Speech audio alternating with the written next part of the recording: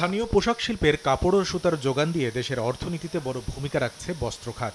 অথচ বর্তমানে গ্যাস বিদ্যুতের তীব্র সংকটে এ খাতের উৎপাদন নেমে এসেছে সক্ষমতার অর্ধেকে। এমন দাবি করে বস্ত্র খাতের শীর্ষ সংগঠন বিটিএমইএ নেতারা তুলে ধরেন কিভাবে ভুল জ্বালানি নীতির বলি হয়েছে দেশের শিল্প খাত। এটা একটা ভ্রান্ত নীতির কারণে আজকে আমাদের গ্যাসের এই দুরবস্থা। ইন্ডিয়া এবং চায়নাতে এখনো তাদের prime source of electricity is coal. সেখানে আমি কেন নিজের কোল রেখা আমি আমার prime source of electricity generation করে রাখছি fuel based, liquid fuel based, যেটার জেনারেশন কস্ট সবচেয়ে বেশি। বুধবার রাজধানীর পান্থপথে বিটিএমই কার্যালয়ে আয়োজিত এই সংবাদ সম্মেলনে বাজার প্রতিযোগিতায় দেশের বস্ত্র খাতকে টিকিয়ে রাখতে ভারত থেকে সড়ক পথে সুতা আমদানি বন্ধের দাবি জানায় সংগঠনটি। আমাদের পার্শ্ববর্তী দেশ তাদের সব কিছু আছে, তারপরে তারা আপনার বিভিন্ন নামে ডাইরেক্ট ইনসেন্টিভ প্রতি কেজি সুতাতে 3.8% দিচ্ছে, ইকুইভ্যালেন্ট 11 রুপি। মানে আমার থেকে তার প্রাইস পার কেজিতে নেয়ার অ্যাবাউট 11 রুপির মতো সে বেশি পাচ্ছে।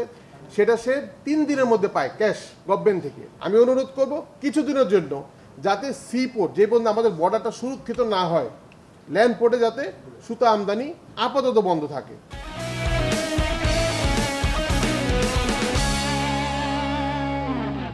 এ সময় সংগঠনটি জানায় বর্তমান শিল্প অস্থিরতার জন্য শ্রমিকরা দায়ী নয়, বিদেশিদের ষড়যন্ত্রের অংশ হিসেবে শিল্পাঞ্চলে ভাঙচুর ও ধ্বংসাত্মক কর্মকাণ্ড চালাচ্ছে তাদের এজেন্টরা। তবে এভাবে চলতে থাকলে দিন শেষে বড় মাসুল গুনতে হবে বলেও শঙ্কা শিল্পোদ্যোক্তাদের।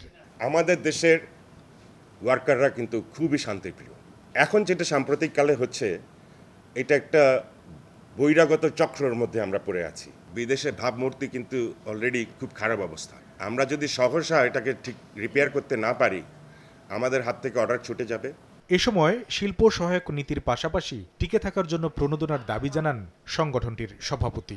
অর্থনীতিকে ঘুরে দাঁড়াতে হয়, এই মুহূর্তে টেক্সটাইল আর আরএমজি ছাড়া কোনো উপায় আমি দেখি না। আমাদের ইমিডিয়েট সাপোর্ট দরকার, আমাদের ব্যাংকিং ফ্যাসিলিটি দরকার, আমাদের এলসি হচ্ছে না, আমাদের আনরেস্ট, এগুলো সবই কন্ট্রোলে আনতে হবে সরকারকে। এবং সরকার আমাদের থেকে কী চায়, আমরা ওনাদের সাথে ডায়লগ করতে চাই। এদিকে সচিবালয়ে এক সভা শেষে শিল্পাঞ্চলে কর্মপরিবেশ ঠিক রাখতে শ্রমিক অভিযোগ পর্যালোচনায় একটি কমিটি গঠন করার কথা জানান শ্রম ও কর্মসংস্থান উপদেষ্টা।